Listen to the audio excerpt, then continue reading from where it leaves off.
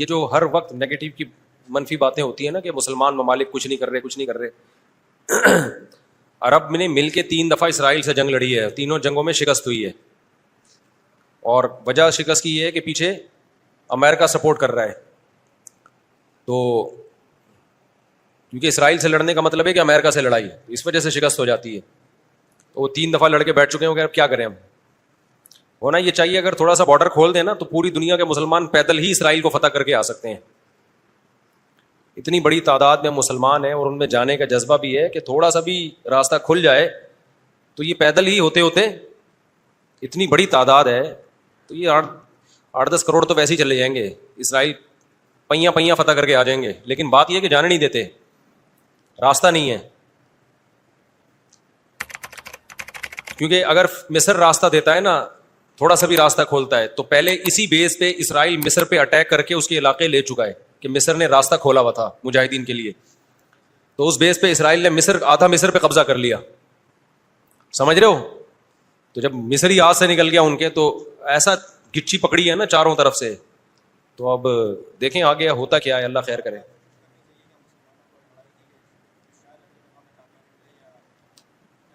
دیکھو ایسی لڑائی جس سے اگلی دفعہ اس سے بھی جائیں, یہ تو کوئی بھی دنیا میں عقل مند اس کا مشورہ نہیں دے گا نا. دیکھو مسئلے کا اگر حل سامنے نہ آ رہا ہو تو غلط حل کی طرف نہیں جانا چاہیے, یہ ذہن میں رکھیں. ایک آدمی بندوق لے کے آپ کو کہہ رہا ہے جیب میں جو کچھ ہے نکال دو, آپ کہیں میں تو نہیں دوں گا لیکن مسئلے کا حل بتاؤ. تو ہم کہیں گے اگر تمہاری جیب میں میزائل پڑا ہوا ہے تو وہ مسئلے کا حل ہے. اگر وہ نہیں ہے تو موبائل پکڑا دو اور پتلی گلی سے نکل لو. تو ایسا کام کرنا جس سے لینے کے دینے پڑ جائیں وہ تو نہیں حل ہے نا. تو ایسے موقع پہ دعا ہے, اور کیا ہے, بد دعائیں ہیں, دشمن کے خلاف بد دعائیں ہیں.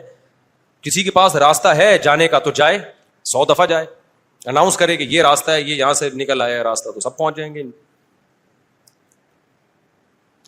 ایک چیز اصولی طور پہ یاد رکھیں, جو چیز اختیار میں ہے اس میں انسان کمی نہ کرے, جو اختیار میں نہیں ہے اس کے بارے میں سوچے نہیں.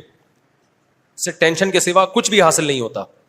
کیونکہ جب آپ ایسی چیز کا سوچنا شروع کرتے ہیں نا جو آپ کے اختیار میں نہیں ہے, تو ہمیشہ وہ کام کر لیتے ہیں جس کا پہلے سے بھی زیادہ نقصان ہوتا ہے, جس کا پہلے سے زیادہ نقصان ہوتا ہے. میری پالیسی ہمیشہ یہی رہی ہے ہر معاملے میں, جو اپنے اختیار میں ہے چھوڑو نہیں, جو اختیار میں نہیں ہے پڑھو نہیں اس میں. سمجھ رہے ہو کہ نہیں سمجھ رہے؟ اگر ہم اس اصول پہ اختیار کر لیں بہت سارے معاملات ہمارے ویسے ہی سیدھے ہو جائیں گے. تو لوگ جو بلا وجہ فنٹر بننے کی کوشش کرتے ہیں نا, ہم یہ کر دیں گے, ہم وہ کر دیں گے, وہ فنٹر گیری ہی ہوتی ہے. ایک یوٹیوب پہ اور بلکہ اس پہ ٹک ٹاک پہ ایک بندہ آ رہا ہے, لڑکا بڑے غصے میں بیٹھا ہوتا ہے, یہ مولوی کچھ نہیں کر رہے, اسرائیل میں یہ ہو گیا, فلاں جگہ یہ ہو گیا, یہ یوں نہیں کر رہے, یوں نہیں. میں نے دفعہ کمنٹ کر دیا کہ تو کیا کر رہا ہے بھائی بیٹھ کے, تو بھی تو کچھ کرنا. کہہ رہا میں اکیلا کیا کروں, یہ مولوی کریں گے تو میں کروں گا. بھائی یہ مولوی تو کچھ نہیں کر رہے. وجہ اس کی ہے کہ مولوی کہتے ہیں ہم کیا اکیلے کیا کر سکتے ہیں, گورنمنٹ جب تک نہیں کرتی. تو جو دلیل مولوی دے رہے ہیں وہی دلیل آپ بھی دے رہے ہو کہ یہ مولوی چونکہ نہیں کر رہے تو میں اکیلا کیا کر سکتا ہوں. تو بات یہ کر آپ بھی نہیں رہے.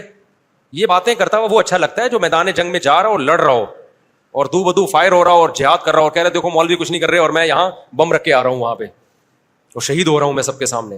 جتنے اسکالر آ رہے ہیں یہ مولوی یہ نہیں کر رہے وہ نہیں کر رہے, بھائی تم بھی باتیں ٹھوکنے کے علاوہ کچھ بھی نہیں کر رہے ہو.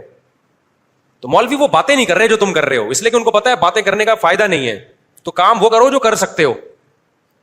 سمجھتے ہو کہ نہیں سمجھتے؟ ایک خاتون نے اپنے شوہر سے کہا نا کہ سوئٹزرلینڈ جانے پہ کتنا خرچہ ہوگا, میں سوچ رہی ہوں کہ ہم سوئٹزرلینڈ چلتے ہیں, کتنا خرچہ ہوگا؟ اس نے کہا بالکل بھی نہیں. اس نے کہا کیوں نہیں خرچہ ہوگا؟ اس نے کہا سوچنے پہ کوئی خرچہ نہیں, سوچ ہی رہی ہو نا سوئٹزرلینڈ جانے کا.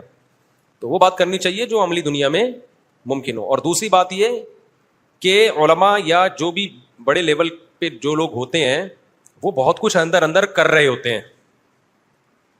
وہ پرلے درجے کے بے وقوف ہوں گے اگر وہ عوام کو بتا کے کرنا شروع کر دیں, بڑی حماقت کی بات ہوگی. بہت کچھ اندر اپر لیول پہ حکومتوں سے رابطوں کی کوشش ہو رہی ہوتی ہے, حکومتوں کو سمجھایا جا رہا ہوتا ہے, حکمرانوں کو حل دیے جا رہے ہوتے ہیں.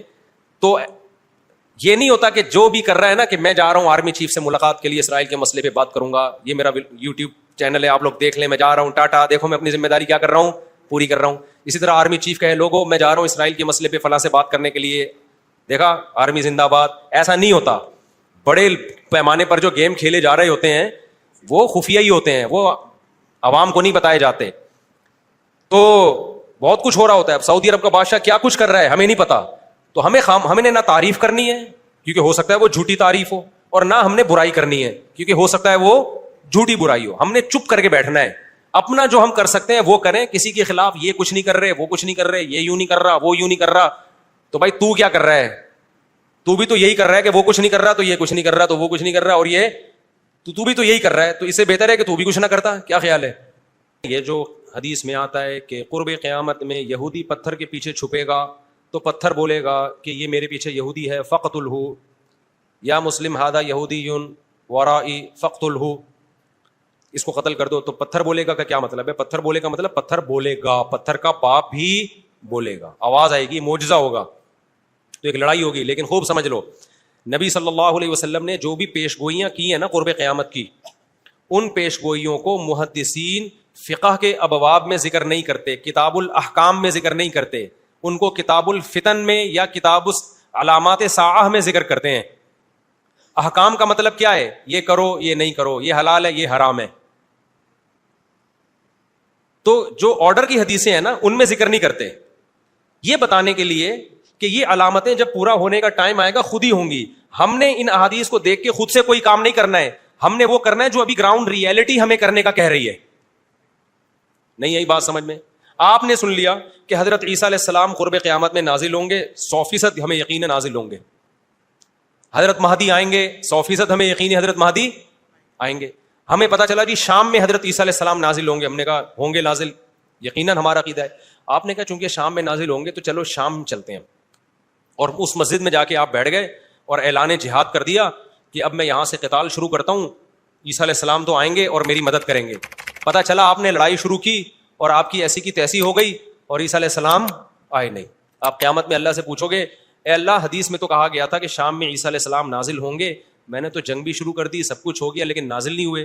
تو اللہ جواب میں کیا کہیں گے؟ میں نے یہ تھوڑی کہا تھا کہ جب تو جنگ شروع کرے گا تو تیری مدد کے لیے آئیں گے.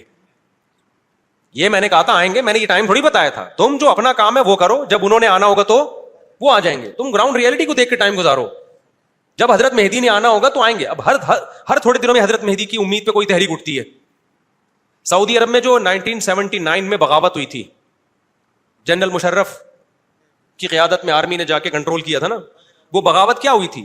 وہ یہی کہ لوگوں نے کہا امام مہدی آنے والے ہیں, تو ایک بندے کو تیار کیا, کل تیرا حلیہ وہ ہے جو امام مہدی والے, تیرا نام بھی وہ, تیرے ابا کا نام بھی وہ, اور اس کو تیار کر کے بغاوت پہ اکسایا اور کہا کہ بس انقلاب آنے والا ہے, امام مہدی آنے والے ہیں, اور یہی آ گئے ہیں. نتیجہ نکلا سعودی عرب نے پاکستان آرمی کو بلایا, چاروں طرف سے گھیر کے سب کو لٹکا دیا انہوں نے پکڑ کے. تو اب وہ اللہ سے قیامت کے دن کہے کہ اللہ امام مہدی تو آنے والے تھے, اللہ کہیں گے میں نے کب کہا کہ ابھی آنے والے تھے؟ ٹھیک ہے نا, تمہیں زمینی ہے ایک مضبوط ریاست ہے, ایک حکومت ہے, پرامن حکومت ہے, آپ بیت اللہ میں اس کے خلاف بغاوت کر رہے ہو یار, جہاں خون بہانا منع ہے. احکام کی حدیثیں جب فقہا بیان کریں گے نا اس میں علامات ساعت نہیں ہوتی. احکام کی حدیثوں میں فقہا کیا بیان کرتے ہیں؟ احکام کا مطلب جو آرڈر سے متعلق, ان میں مسلم کی حدیث ہوگی, بخاری کی حدیث ہوگی, اسمعوا واطیعوا ولو سلط علیکم رجل حبشی کأن رأسہ ذبیبہ, سنو اور اطاعت کرو, تم پر حبشی غلام بھی مسلط ہو جائے. جب بادشاہ بن گیا, جب وہ حکومت کا جب حاکم بن گیا تو آپ اس کے خلاف بغاوت نہیں کرنی. مسلم کی حدیث ہے جب مسلمانوں کا ایک امیر بن جائے جو اس کے خلاف کھڑا ہو, کائنا من کان فقتلوہ, جو بھی کھڑا اس کو قتل کر دو تاکہ مسلمانوں کا اتحاد نہ ٹوٹے. یہ احکام کی حدیثیں ہیں. سمجھ میں آ رہی ہے بات؟ تو ہم نے ان احکام کی حدیثوں کو فالو کرنا ہے, اور جو قیامت سے متعلق ہیں ان پہ یقین رکھنا ہے, ان میں امیدیں ہیں ہمارے لیے کہ ایک دن اللہ ہماری مدد کرے گا. ہم سے نہیں ہوگا تو عیسیٰ ابن مریم کو نازل کرے گا, اور عیسیٰ ابن مریم تو وہ ذات ہیں جن کا یہودی بھی انتظار کر رہے ہیں, عیسائی بھی اور مسلمان بھی. یہودی ان کو کہتے ہیں مسیح دجال, معاذ اللہ, وہ کہتے ہیں ہماری مدد کی, جو یعنی ان کو عیسیٰ تو نہیں مانتے وہ, لیکن وہ ساری علامتیں فکس کر دیتے ہیں کس پہ؟ کیونکہ ان کی کتابوں میں بھی ہے نا. تو شرارت کر کے حضرت عیسیٰ سے ہٹا کے وہ اپنے کسی نجات دہندہ کی طرف لے کے جاتے ہیں. عیسائی کیا کرتے ہیں؟ عیسیٰ ابن مریم نازل ہوں گے ہماری مدد کے لیے, یعنی عیسائیوں کی مدد کے لیے. اور مسلمان کیا کہتا ہے؟ بھائی عیسائی مذہب بھی باطل ہے, یہودی مذہب بھی باطل ہے, منسوخ شدہ مذاہب ہیں. عیسیٰ ابن مریم حق کی خاطر آئیں گے, اور حق مذہب کیا ہے؟ ان دین عند اللہ الاسلام, اور اس میں اسلام کے پاس صرف نرے دعوے نہیں ہیں, دلائل بھی ہیں. اسلام کو آپ کمپیئر تو کریں دوسرے مذاہب سے, کوئی جوڑ ہے ہی نہیں اسلام اور اسلام کے مقابلے کا. تو حضرت عیسیٰ کے نزول کا تو صرف غامدی صاحب نے انکار کر دیا ہے, ورنہ تو حضرت عیسیٰ کے تو تمام آسمانی مذاہب ان کے نزول کے قائل ہیں. لیکن کمال کی بات ہے کہ غامدی صاحب اتنی بڑی بڑی چیزوں کا انکار کر کے بھی ایک مذہبی اسکالرز اور براڈ مائنڈیڈ اور ان سے علمی اختلاف, ٹھیک ہے نا. اور رفع الیدین کا مسئلہ جو ہمیشہ سے اختلافی ہے, اس میں ہم گمراہ بھی ہیں, اندھے مقلد بھی ہیں. تو یہ آج کل کے اسکالرز میں اعتدال نام کی کوئی چیز نہیں ہے. یہ علمی دلائل نہیں ہوتے, ان کی اپنی ایک خاص قوموں سے نفرتیں ہوتی ہیں ان کو, جس کو وہ مختلف طریقوں سے اجاگر کرتے ہیں. سمجھتا ہے کہ نہیں سمجھتا؟